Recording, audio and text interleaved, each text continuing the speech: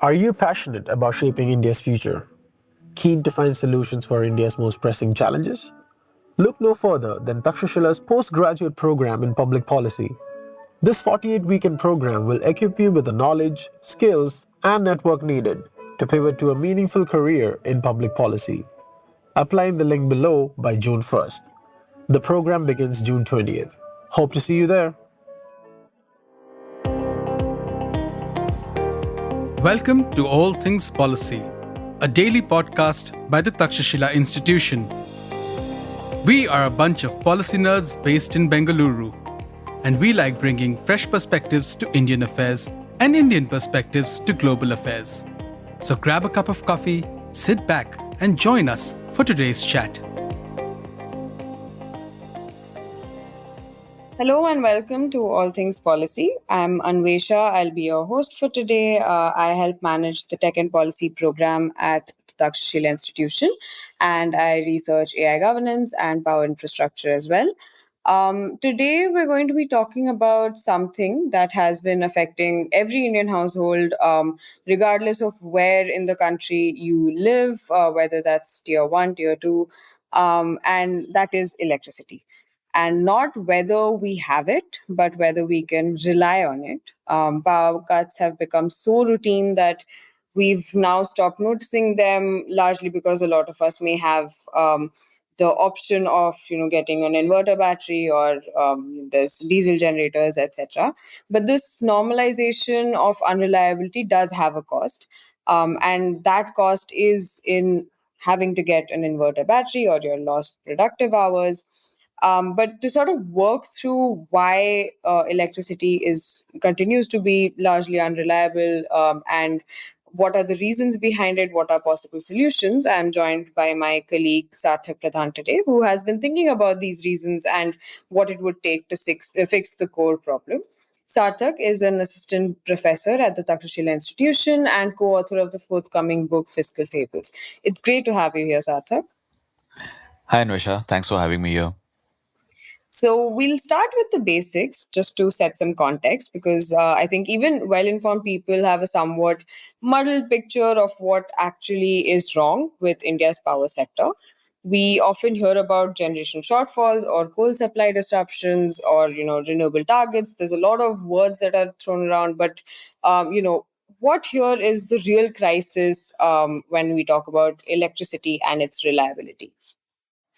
So, Anvesha, there are again different parts to the entire system, right? As you were mentioning, there is a source from which power is generated. So again, there are different power generation companies in India. And then you also have distribution companies, right? Finally, the power that we get to our homes, they're all managed by the distribution companies. So I think the major problem that we have right now is the DISCOM problem. We are all tied to certain DISCOMs. However, the DISCOMs have not been performing well. Most of these DISCOMs are under the state governments. That means the state governments are the owners over there. And as the state governments own these DISCOMs, they face different kind of pressures, and all these things percolates down, and the DISCOMs revenue is not great. And as a result of which, again, they don't have enough resources to invest in infrastructure upgrades, as a result of which the electricity that we get is extremely unreliable. And in fact, over the last couple of months, right, we have seen geopolitical tensions, the war in Iran, right? So it also has led to different kinds of crisis. For instance, in India, we realize that we are extremely dependent on LPG, again, which we source from Iran. And it has impacted supply to our households. There is waiting periods in many places. You would have seen long queues in some places. So now, if we had been maybe not dependent, if we had access to different other energy sources, we would not have been completely dependent on LPG. For instance, let's say we had reliable power supply, then again, we would have been less vulnerable, we would have been more resilient. So this is the problem that we have. Our power supply is unreliable. Now, what is the reason why DISCOMs are not doing well, or what is the central issue with DISCOMs? I would say there are two primary problems. One is the price discovery problem, and the second one is the regulatory failure issue. Uh, DISCOMs, they do not have the capacity, or they do not have the power to decide the prices at which power is provided to the households. Ideally, how is price decided? Prices should be decided based on demand and supply. But in case of India, what happens is all the states are required to form certain bodies which are called the state electricity regulatory commissions, and these commissions decide the prices. So the price is not based on demand and supply. For instance, during certain duration of the day, maybe the demand for power is much more, so ideally the price should be higher. At some points in the day, the demand is lower, maybe the price should be lower. So those fluctuations are not accounted for. Price is decided by the commissions. Now, again, maybe the commission can decide the prices, but how should the price be decided? Right? Maybe they have the capacity. Maybe they will recommend the state governments that you should change the tariffs, you should increase the tariffs, you should increase it every year or every 6 months. But here, what happens is they might ask for the tariffs to be again revised. But usually, the state governments don't revise these prices. In fact, one of the reports, the Prayas Energy report, which was a study that was commissioned by the 16th Finance Commission, they find out that in 40 to 60% instances in Telangana, Tamil Nadu, Rajasthan, there has not been a tariff increase. So let's say 10 times the state electricity regulatory commission in the states asked for the tariffs to be revised. In 4 to 6 instances, this has not been revised. So suppression of tariffs happens at the state level. In some states, it is in the range of 20 to 30%. So if you are not revising the tariffs, so your tariffs are not reflective of the cost of procuring and distributing electricity. And if you are not able to recover the cost, you will be relying on borrowings. So in 8 major states, 44 to 86% of the borrowings, whatever they borrow, is used for regular expenditure, day-to-day expenditure. It is not for capital expenditure. Ideally, you should borrow so that you can invest in the future, so that you will have better returns in the future. You should be creating capital assets. That is what is not happening. So if there is no capital expenditure, you are not improving the networks, the reliability issue will continue to remain. So this is what has happened. There's a problem with DISCOMs right now. This is the massive problem with the power sector that we are facing right now. Thanks, Arthak. That's quite comprehensive and I think lays out the problem very clearly. And just to sort of expand a little bit about the problem of tariffs not being revised, you also mentioned in a recent op-ed that you wrote for the print, which I would recommend the audience take a look at. You also mentioned that if the tariffs had simply been revised annually in line with inflation, which is an average of just 3.9% a year, then the accumulated revenue gap between financial year 16 and 23 would have been lower by 4.41 lakh crores. And on top of that, would the reduced interest costs on those losses would have saved another 1.6 lakh crores. And that's not what one would consider an ambitious reform or something very radical, but it's just keeping up with inflation. So why hasn't that happened yet? Yeah, thanks for pointing this out. But yeah, to the listeners, first thing, this is not my study. This is again the 15th Finance Commission's study. So they had again commissioned certain studies. In fact, those who are new to Finance Commission reports, Finance Commission studies, what I would recommend is please go to Finance Commission's website. So the Finance Commission came up with a report, but for that report, you require a lot of data, a lot of analysis, a lot of information. So in the Finance Commission website, you have a separate section where different organizations would have studied the finances of states. Different organizations have studied different sectors. One such study is the power sector study by the Prayas Energy Group. So they found out this. They looked at it and they said that if you have just adjusted tariffs in line with inflation, 3.9%, if you are increasing it annually, then the accumulated losses would have been quite lower. So what is the reason why you are not able to adjust to inflation, or why you are not able to revise the tariffs? Now, there are different ways to look at it. I'll draw some insights from both public finance as well as psychology to answer this thing. We can look at it from two angles. One is, why is there a demand for the tariffs to be suppressed? And again, this another angle can be, why is there a supply for tariff suppression, right? Why do governments, DISCOMs, they are okay with tariffs to remain suppressed? Let's look at the demand side first. Why consumers will typically, or consumers or people who use electricity, right? Why they will be demanding that the power tariff should not increase. First thing is, everyone is rational, right? They would not want expenses to be high, right? So they would want power to be cheaper. I mean, the first one is very like logical. The second one is what is called fiscal illusion. Generally, what happens is, when it comes to different kinds of public utility services or things that we get from the government, the costs that have to be borne, right? So generally, that cost is after some point of time, while the benefits are immediate. So the cost and the benefits, they're separated by time. So there is always an overestimation of benefits and underestimation of costs. For instance, if I'm getting a free bus ride, I'm getting that benefit immediately. But for running those buses, for procuring those buses, you would have to incur some expenditure, and maybe you have to borrow money, and the implications of those borrowings will get reflected few years down the line, right? Maybe it will be in the term of higher interest rate or something else, right? So there is fiscal illusion. So the costs and the benefits are separated over time, and the benefits are overestimated and the costs are underestimated. Another thing that typically happens, if I'm a voter, I have a lot of information around me, right? If I have to decide who do I vote for, which political party should I choose in the next elections, I have a lot of information, and it will be difficult for me to again compile those informations, process this information, and decide which is the best possible candidate. What is the easier thing to do, or which is the least effort kind of thing? Instead of going into each of the details, right? What has been the candidate's views, how he has done in whatever roles that he has taken up previously, what I would do is I will just compare my state right now, or state here means again the state of matter. What is the position right now, situation right now? And I will compare it with some neighboring jurisdictions. For instance, maybe the neighboring jurisdiction, there they are providing free electricity, or they are providing something else free of cost.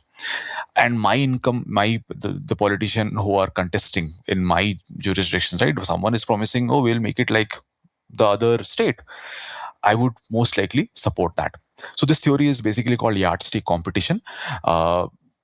When voters are deciding, they will try to look at others' yards, and then they will compare whether I also have the same thing or not. If someone is promising that or better than that, I will go for it. And this is something which leads to different kinds of populist competition for freebies. So if some states are providing free power, there will be other states who will demand for it.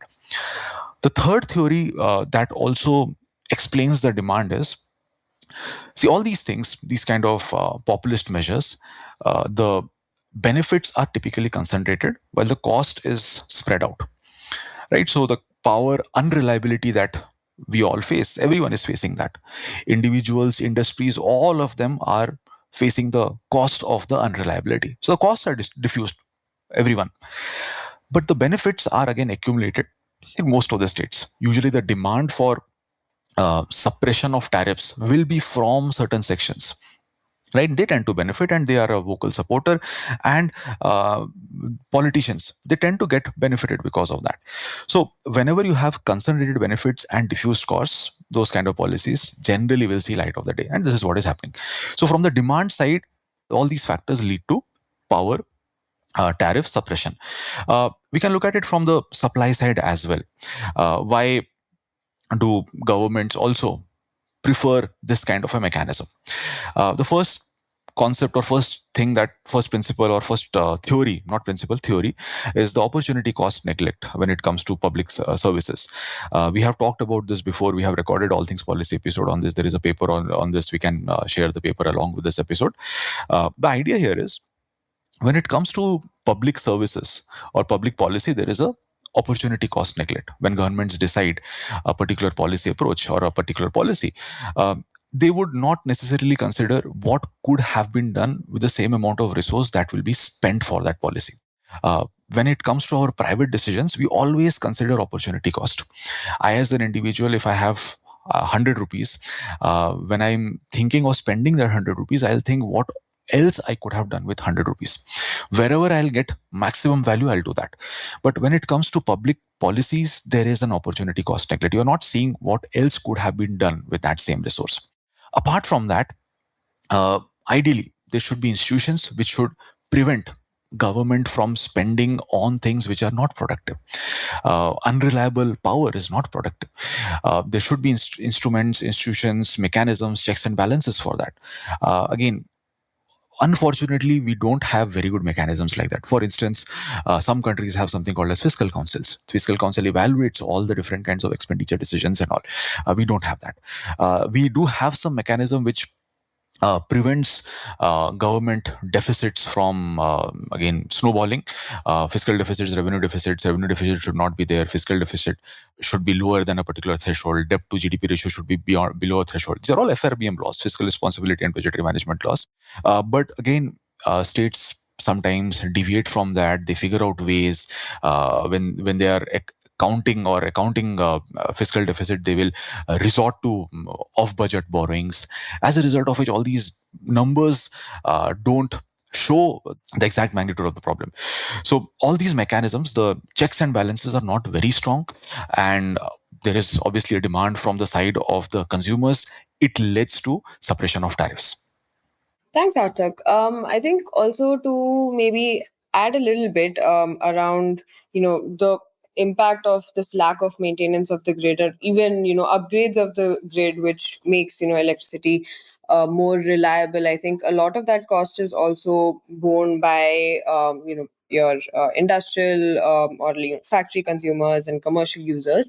And so there's an interesting case study that's sort of happening as we speak. And folks might have read about this. It's been creating quite a bit of noise around something that largely I think people don't tend to talk about, which is discoms and power and all of that. But recently, the Andhra Pradesh government granted a power distribution license to Google, and this is said to be the first of its kind, as in it's the first sort of private distribution license to in the state, and this is essentially for Google to meet its demands within its planned data center hub in Vishakhapatnam. And so as a result, what Google can do now is bypass, state discoms and contract directly with generators, including renewable energy providers. There's a bunch of things that are in the works, and I don't think the official document has been out yet, but the announcement has been made. And it's important to consider that these data centers will demand a significant amount of electricity, which is, I mean, a single data center right now that's planned will be like a 1 gigawatt campus across 3 sites in Vizag, and there's a bunch of other hyperscalers that are also planning to build in and around the same sort of area. To sort of capitalize on the subsea cable infrastructure that's present, and now incentives such as this, in addition to other things that are being provided. While I think on one hand this seems like a good move, where hyperscalers like Google get some sort of regulatory autonomy to directly procure power, and it also becomes a credit-worthy anchor buyer, as in it can directly contract generators, and this also is a sort of demand signal that renewable energy developers and similar such infrastructure companies can sort of build more generation capacity, particularly in the renewable sector. But on the other hand, there's also this argument that this may in the future impact the money that a state discom makes, because essentially this entire generation and distribution, this entire sort of power capacity leaves the grid, so to speak. What are your thoughts on that? Do you think that, and this is not just Google, there's also a pattern of now industries building their own captive generation, where factories and large commercial users have their own captive power plants within their campuses. And so do you think that every time such a customer so to speak, exits this system of state discoms, do you think that the revenue that the discom could have made reduces, and then sort of the burden shifts on those remaining within the system? Yeah, thanks, Anvesha, for including the or talking about the Google Discom thing. So again, we, as you were mentioning, we don't have a lot of details now, but yeah, I'm assuming that Google Discom it has the freedom to directly procure, manage its power supply, and again, there's limited government regulation on that, and this is actually the unintended consequence of the current mess that we are in, right? So discoms are not reliable, while Google, if it wants to set up its data center, it wants to ensure that it has reliable power supply. How do you do that? Again, you are trying to find out an alternate route, right? So it's very much like for most of the services that we get from the government, right? We are not very sure what kind of services it will be, and you will try to hedge the risks. For instance, let's say the public transport is not really great, so you will have your own private vehicles, or water supply is not great, so you will invest in things which ensure clean water supply at your home. So it kind of looks similar. Now, what will be the implications of all these things? So it kind of signals that discoms are unreliable. So if a new entity wants to invest in India, it will also try to figure out ways by which it also directly procures electricity instead of depending on the existing discoms. And as you mentioned, discoms, again, they get revenues from households, they get it from industries. Cross subsidy exists, but it has over a period of time gone down. That's what the 16th Finance Commission report also points out. But when you are losing out these kind of large industrial players, the discoms revenue is going to shrink, and there will be now greater dependence on these households, which implies that the states will now have to subsidize them more. Cross subsidy has been decreasing, but the dependence on state for power subsidies has been increasing. So that doom spiral that is there, it will most likely get strengthened, right? The households and discoms, they will be the main entities here, and the dependence on state subsidies, if you are not going for the kind of reforms that are needed, will ensure that these doom spiral continue to exist, and they might even become stronger. Right, that's quite interesting. And I think perhaps speaking of the doom spiral, let's maybe extract ourselves from all of this doom for a little bit. And let's look at what, reform might actually look like. And obviously, the 16th Finance Commission has devoted an entire chapter to the power sector reforms. So, what does the Commission recommend, and what are your thoughts on those recommendations? Yeah, this 16th Finance Commission, again, it talks about independence to the electricity regulatory commissions at the level of states. They have talked about technological efficiency. All these things should be the way forward. But most importantly, they talk about privatizing discoms. And for privatizing discoms, again, you need to have clean discom balance sheets, right? If the discoms are already indebted, they have a lot of borrowings, this is not going to attract private players. So you have to first clean the balance sheets through some special purpose vehicle, and then you privatize. So this is what is the recommendation of the 16th Finance Commission. However, the Prayas study, which was again commissioned by the 16th Finance Commission, they have slight divergence there. They have some case studies from Delhi, Odisha, where again you have privatization of discoms. In Odisha, it happened long back, but what has typically happened is in these states also, even though after privatization, they are dependent on state support. And the Prayas study recommends that you should go for some sort of gradual reforms, maybe inflation-linked tariffs and conditional transfers to those who are extremely vulnerable. Now, my thought here is, yes, the privatization of discom is something that we should be aiming for, but it will not solve the problem if the state continue to have a disproportionate effect in this sector. The Electricity Amendment Act, according to that act, the states have to form these regulatory commissions, SERCs. Now, the role of SERC should typically be to ensure that you should prevent abuse of power, right? And when it comes to electricity distribution, there is a risk of abuse of power because of the concentration of power, right? So the entire infrastructure, it's difficult to have competition for that. So Ideally, that should be the case. But right now, the focus of these Electricity Regulatory Commission is deciding on the prices, right? And if that continues, even if you privatize it, it will be not the solution. So I would say, how do we ensure that there is price discovery? How do we prevent regulatory failure? That should be the way ahead. The role of the State Electricity Regulatory Commission should change. They should not be fixing prices. They should be just looking for market failures that exist and addressing that. If that happens along with privatization, then it will be a solution. Only privatization might not be the complete solution, because the things that we see from Delhi and Odisha, though there have been benefits over there, AT&C losses and all those things have gone down, but state support continues. Got it. Thank you so much, Sarthak. I think that's also a good note to end on with, what could be done and what needs to be done better. This is going to become, or has already become, quite an important topic given all the sort of advancements in the tech ecosystem. Anything that the country runs on requires power, whether that's your basic hardware applications at home, or whether it's large industries, and ensuring that the basic infrastructure is in place, is reliable, and ensuring that it supports the ecosystem as a whole is something that's very crucial, and I think will make a lot of headlines in the coming days. And so, yeah, with that, I think this was a very exciting podcast episode, and I think I learned a lot. And I hope the listeners also had a good time listening in. But thank you so much, Sarthak, for joining, and we will see the rest of you in the next episode. If you liked our show, dive into Takshashila's research on technology, strategy, and economic affairs. Check us out at our Twitter handle @TakshashilaINST or our website takshashila.org.in.